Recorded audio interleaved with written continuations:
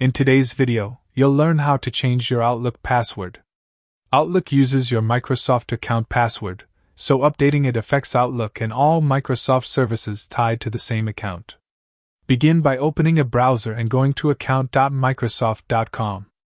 If you're already signed in on Outlook.com, you can click the My Microsoft account link to reach the same page. Sign in if needed and make sure you're on a trusted device with a secure connection. On your Microsoft account dashboard, select Security from the left menu. This section manages your account protection settings and includes the option to update your password. Click Change Password. Before continuing, Microsoft may require identity verification for security purposes. A code will be sent to your recovery email or phone, and you must enter it exactly as shown.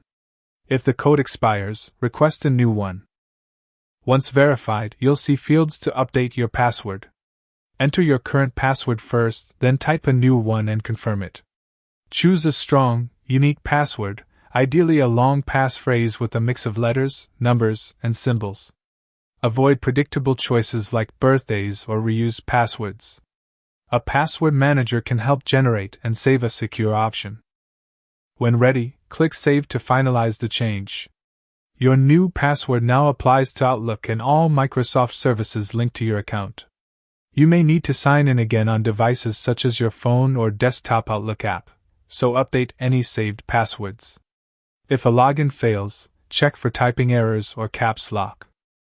For added security, update passwords regularly and avoid using the same one across multiple accounts.